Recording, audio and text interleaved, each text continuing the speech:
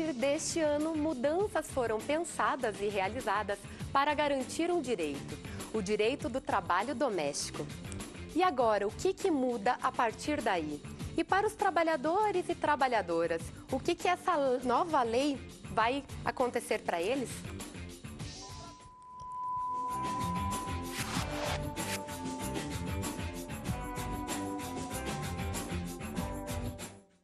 E também recebemos o João Darlan, mais conhecido como Chiruzinho, não tem como não, né? Não tem. E que vai estar explicando também o porquê desse nome, assinando o novo nome, né, João Darlan, também, conversando um pouco sobre o teu trabalho, tudo bem? Tudo bem, Carol. Eu fico muito feliz, muito contente, aliás, por um tema muito interessante que nós vivemos no nosso país, não é? E hoje eu tenho algumas alegrias especiais para te dizer. Meu professor de Direito, que eu estudei aqui na UC, está aqui conosco, Marcelo Graziotin, uma grande figura, que para mim é uma alegria tão grande estar no teu programa, como encontrar amigos como ele. Então, tu vai estar debatendo também sobre os direitos aí. Ah, eu vou deixar para o meu professor, tá bom assim? Tá certo. A gente já escuta o teu som e conversa um pouco mais. Para começar, professor Marcelo, que lei é essa? Na verdade, eu queria trazer aqui uma evolução legislativa rapidamente, para a gente ter a percepção da demora desta lei, que alguns se queixam, mas ela veio tardiamente. Na década de 40 se criaram as leis trabalhistas no Brasil, né? As domésticas foram excluídas desta lei. A famosa CLT tem um artigo 7º que diz assim, domésticas excluídas, ficaram à margem. Só foram ter uma evolução legislativa na década de 70. Uma lei lá das domésticas estabeleceu algumas vantagens como férias, carteira assinada e INSS. Em 2001, uma pequena alteração nessa lei antiga, 2006 também, mas essa emenda constitucional amplia o leque efetivamente sobre as domésticas. Dá aquilo que a OIT, a Organização Internacional do Trabalho, vinha recomendando aos países desde 2011, pela recomendação 201, falando da jornada de trabalho, desses excessos de jornada, pedindo e recomendando aos países que fizessem isso. E o Brasil não acolheu essa iniciativa internacional. Então, essa lei não veio por acaso, é uma lei que se persegue a longa data e já estava mais do que na hora de estabelecer esses novos direitos para as empregadas domésticas. E que direitos são esses, professor? Tem vários ali que são importantes, né? Mas vou citar os que mais se destacaram e talvez criaram polêmica. Limite da jornada de trabalho, né? Isso a doméstica não tinha estabelecido. Ela podia trabalhar 12, 13 horas por dia, que não gerava nenhum adicional a mais. Era aquele salário combinado e fixado e apenas isso.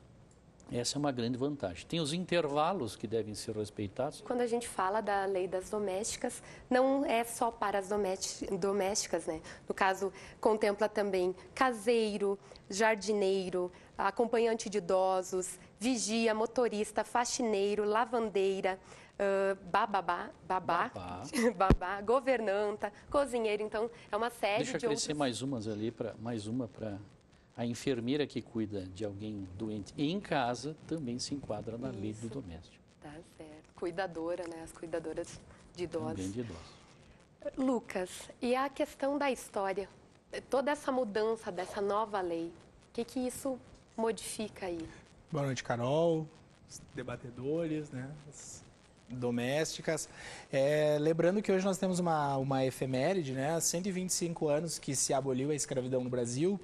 E certamente é uma relação muito profunda entre o trabalho escravo no nosso país e uma certa resistência, que me parece bastante presente e visível na nossa sociedade, na aplicação, na promulgação e na aplicação efetivamente dessa lei. Eu lia uma análise de um economista que dizia que provavelmente as mudanças dessa lei tendem a encarecer em 25% a 40% o custo desse serviço, no caso da empregada doméstica, ao empregador. E aí cabe o questionamento, né? Ou seja, a necessidade, o trabalho que se despende, uma série de outros trabalhos que são balizados, né, pelas leis trabalhistas, e as empregadas domésticas, que contribuem de uma forma muito significativa para a nossa sociedade e que até então estavam sem estarem balizadas numa legislação específica. E para ti, você acha que essa mudança vai ser um outro olhar sobre a profissão? Olha, para mim... Só mais pertinho. Para mim não mudou nada. Para mim continua tudo normal. Entendeu? O meu patrão é a coisa mais querida que tenho. E para mim sempre é a mesma pessoa. Não mudou nada. Só que eu acho assim que esse nosso direito muito bom. Muito bom. Bom por quê? Porque nós não tinha, né? Esses direitos a gente não tinha. É um prazer estar aqui na Rede de Olhares, na UX TV, né? Eu gosto muito do programa, né? O debate que tem em si é bem legal, esclarece bastante as dúvidas das pessoas, né? Então, assim, houve, assim, a mudança, né? Como que nós temos comentando aqui, né? A princípio, assim, a mudança foi muito boa. Boa mesmo por motivo que não tinha, assim, aquele... Como é que eu vou explicar? Eles não tinham aquele respeito pelos horários das empregadas, como viu emocional, a menina se emocionou ali por ter passado, né, o que o amigo aqui comentou, né? Então agora, como vai ter as jornadas de trabalho, então vai ser bem melhor para elas e também para o empregador. No fundo, agora no começo, assim, eles acharam assim aquele impacto, né, com o problema, né, da legislação trabalhista. Mas aí vão acostumar e vai ser tudo bem. Eles estão aceitando bem, sim, não tem problema não. Tá certo. A gente foi às ruas escutar, nas ruas aqui de Caxias do Sul, escutar o que as pessoas pensam a respeito dessa nova lei. O que a senhora acha dessa nova lei das empregadas domésticas? Ótima, né? Porque a gente nunca teve antes. Eu acho que até elas merecem também, né? Agora eu só quero ver uma coisa, se elas vão cumprir horário, né? Importantíssimo. Empregada doméstica é um empregado como qualquer outro, né? Não é tão boa como falam, entende? Porque eu acho que vai também causar muito desemprego, porque muita gente não vai ter mais condições de pagar as empregadas. Por um lado, eu acho que vale a pena, e por outro, eu acho que vai haver muito desemprego. É muito imposto, é muita coisa a ser paga, né? Teria de ter uma lei que proteja as empregadas, mas que facilite para o empregador. E ao mesmo tempo que protege a empregada, tem que proteger o empregador, porque também o que a gente faz com uma empregada que não cumpre horário ou que sai muito mais cedo todos os dias, o dia que ela não sair, como é que fica? Tem que ser patrões e empregados de acordo. Eu acho que para elas, para a categoria delas é bem importante. Elas precisam ser reconhecidas e estar dentro da lei e ser como todos nós, trabalhar de carteira assinada e ter todos os direitos. Ter horas de descanso e a carga horária de 8 horas, porque muitas são exploradas. Uhum. Até ali, professor Marcelo, se falava muito da questão do horário, né? As empregadoras relatando na questão do horário. Como é que fica isso? Deixa eu fazer duas observações, a do horário e uma outra que depois eu entro no assunto. Quanto ao horário, né? A relação da doméstica é no seio da família, no meio da família. Então, é uma relação mais próxima, é uma relação afetuosa. E não podemos tornar essa relação rígida ao ponto de ter um cartão ponto lá na hora da entrada e fazer um registro manual. A lei até permite isso, mas eu acho que isso tira um pouco da relação que é do doméstico. Vai ser muito usada a diarista, que nem o doutor Marcelo falou. Então, quem não tem condições de pegar uma empregada fixa para todos os encargos, pega uma diarista 2 vezes por semana, ou então tem quem precisa de mais, digamos, vou precisar de 4 vezes na semana. Pega 2 diaristas. Aí não tem encargos, né, daí, sociais, né, daí paga como diária e deu. Aí eu não tenho dúvida, porque quanto à chegada dessa lei, porque já era um momento, já estava protelando há muito tempo esse tipo de legalização. E a legislação está sempre muito bem feita em relação a esse vínculo empregatício. E realmente é uma valorização maior para a pessoa que trabalha. E como falou o Marcelo, como falou a Inês, não haverá desemprego. Quem precisa desse tipo de trabalho, desse tipo de mão de obra, não vai abrir mão de contratar essas pessoas justamente porque pela necessidade e pelo exercício desse pequeno tributo que acresce, não vai fazer diferença alguma. Já tentei de tudo para te esquecer. O tempo não para, aumentando meu sofrer. Desde que se foi pra longe daqui, essa tua ausência, amor, me faz infeliz. Já te disse adeus, você é passado, mas o meu coração está dilacerado. Não se mente pra si mesmo, isso tudo aprendi. Não quero que tu sofras, não, o que eu já sofri. No amor é assim mesmo, só se joga uma vez. Não existe outra chance para refazer o que desfez. Eu já parti pra outra e não estou mais na tua. Este jogo eu perdi, mas a vida continua.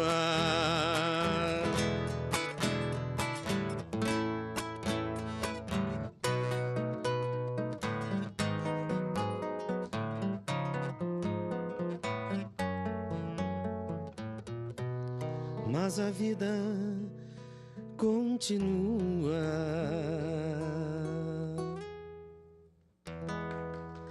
E antes da gente continuar o assunto, a gente foi conversar com um cientista político, João Inácio, para ele dar o seu depoimento, o porquê que essa lei foi mudada somente agora. A gente confere agora.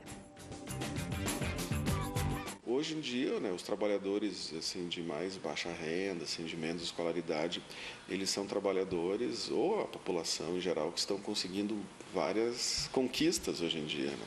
No caso, as próprias políticas públicas, as políticas sociais públicas, né?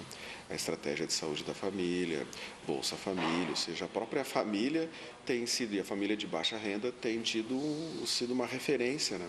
No âmbito das políticas sociais, né? E, de certa maneira, os direitos vêm junto, né?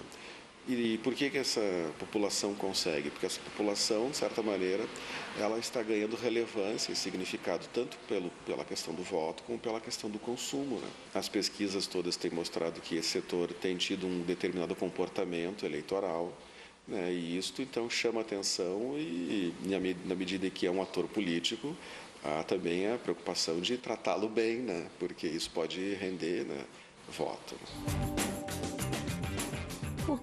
O que o professor João Inácio fala tem toda a questão de um outro olhar sobre essa classe e também envolve interesse aí, né, Lucas? Certamente, nós vivemos num processo de mudança na Argentina semelhante à promulgação de uma lei parecida com a nossa, e as classes, né, menos favorecidas, como o professor João Inácio apontava, elas vivem um momento no Brasil de ascensão econômica, né?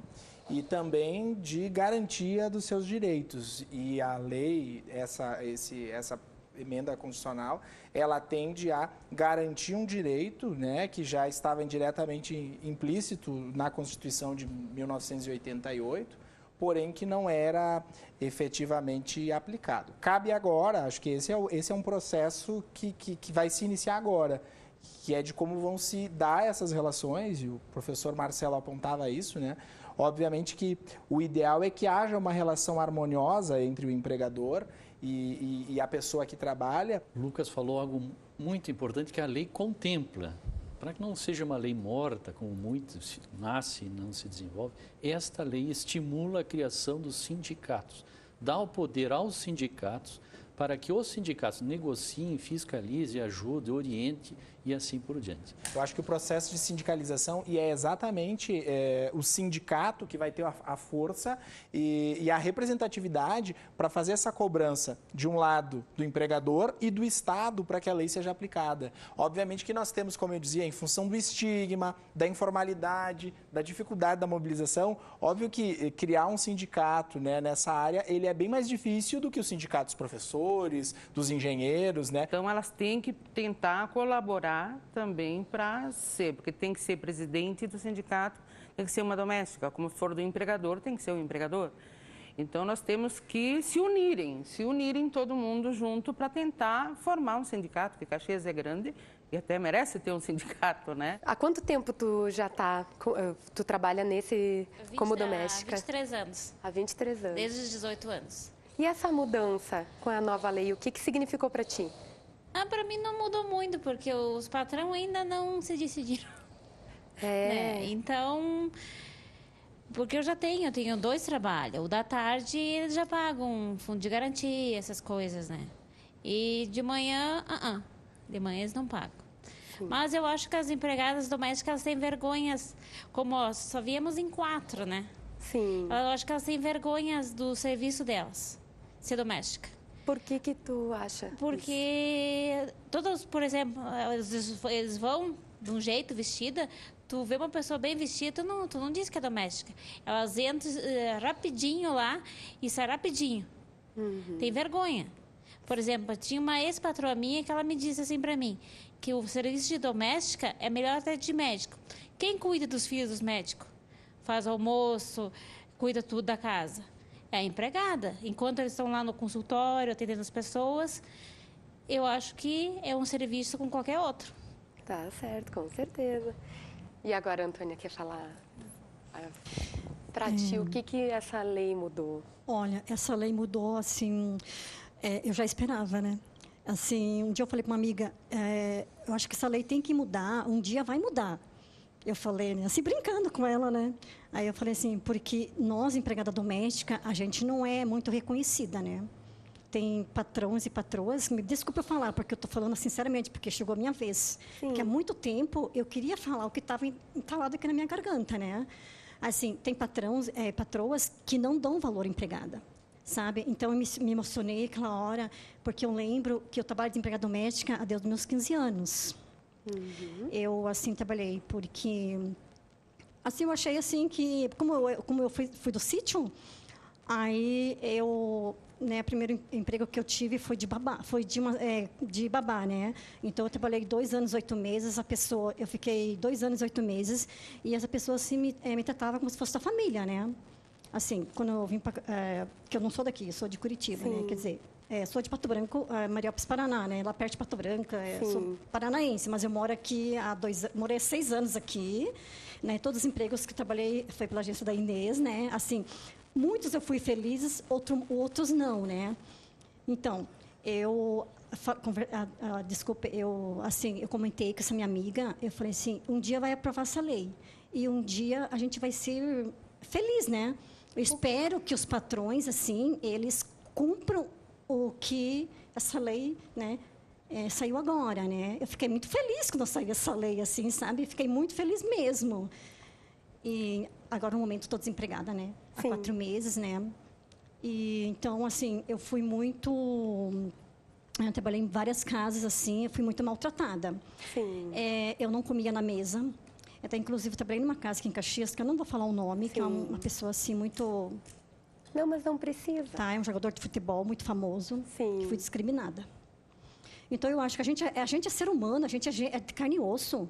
Eu acho, assim, que as pessoas, que eles têm que... A gente, como respeita eles, a gente também tem que respeitar, né? Tem que ser respeitada também, né? Ok. Assim, então, eu trabalho desde os meus 15 anos. Eu gosto do emprego. Eu gosto das coisas que eu faço. Tá certo. Sabe? Gosto muito do que eu faço, assim, sabe? Ok, obrigada, Antônia. Lucas, o que a Antônia falava justamente dessa questão do reconhecimento, o que significa tudo isso? Exatamente, acho que os depoimentos de todas elas, né, tendem a trazer primeiro esse estigma de como elas se sentem, né, e nós, enquanto sociedade, nós positivamos e temos algumas áreas que certamente parecem ser mais atraentes, né? O professor que coloca a sua roupa, o médico. Aliás, professor, a gente vive num declínio nesse momento, né? Há 40, 50 anos atrás, quando se dizia o professor era algo bom. Hoje, em função de uma defasagem salarial, tem-se uma crítica nesse sentido. Mas, enfim, temos áreas que, por tratar e por se relacionar e por ter, obviamente, uma valorização salarial. E é isso que a gente precisa tratar no Brasil. Nós somos os últimos trabalhadores a ser reconhecidos, né? Que dizem que é um resquício da escravidão no Brasil. Aí eu acho que nós estamos de parabéns. No meu caso particular, trabalho há 2 anos numa família, inclusive eu tenho plano de saúde, né? Todos, já há 2 anos já, todos direito, cabe nós, empregados domésticos, já que nós não temos sindicatos, a negociar, aprender a negociar.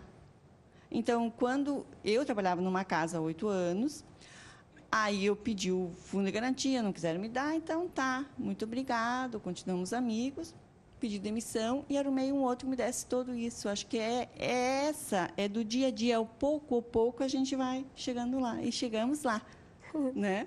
Tá certo. Professor Marcelo, a gente já está quase encerrando o programa. Já? Sim, já. Viu como é ligeiro? O que a gente pode concluir de todo esse processo, do olhar tanto do empregador quanto dos empregados, né? Eu tenho falado com alguns empregadores, né? Eles se mostram insatisfeitos, preocupados, mas é um caminho que não tem mais volta, né? O Lucas aqui bem falou de uma evolução, de um caminhar, mas isso é um caminhar internacional. Se a gente pensar no mundo, as minorias têm alcançado no planeta inteiro o seu espaço, né? O presidente todo-poderoso país dos Estados Unidos fala disso nos seus discursos das minorias. Então é um caminho sem volta que o empregador doméstico tem que compreender que é uma conquista, que não volta atrás e se adaptar. Quando eu falei aqui no sindicato, certamente o empregador se sentiu ofendido. Meu Deus, esse professor quer um sindicato, né?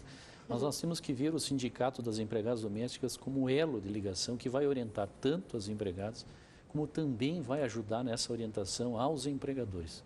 Então, acho que o caminho é sem volta, é uma evolução gradativa. Vamos ter alguns relatos, algumas preocupações, sim, né? Eu vejo algumas pesquisas falando que as empregadas domésticas estão numa faixa etária envelhecendo, não as meninas aqui, me perdoem as meninas, né? Mas não é o caso de vocês. Mas as jovens já não trilham mais esse caminho. Sim, nós vamos ter alguns problemas, algumas dificuldades, mas é um caminho sem volta. O pessoal, digamos assim, em geral, tanto o empregador como o empregado, vão ter que ter diálogos, tentar negociar, que nem estava dizendo aí até agora. Horários, né? Tanto no começo da jornada, como no intervalo de almoço, né? Tudo vai ter que ter diálogo aí. Vai ser um pouquinho preocupante, mas não é tanto assim.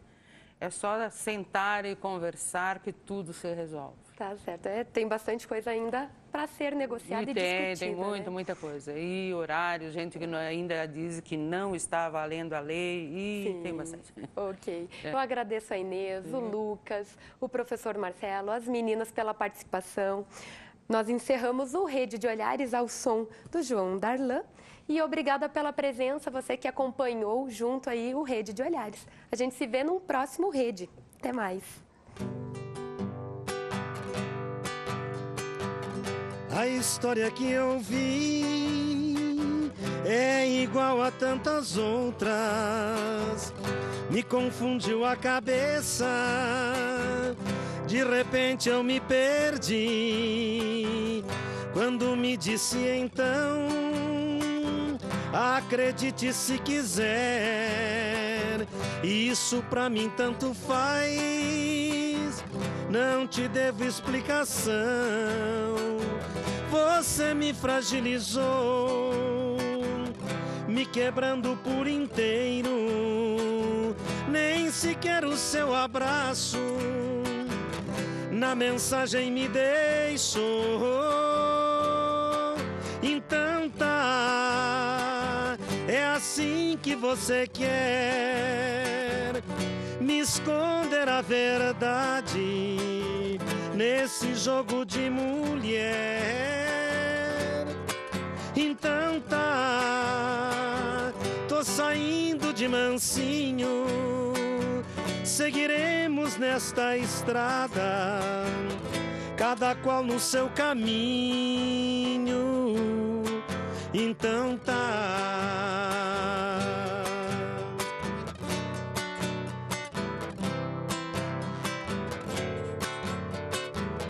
A história que eu vi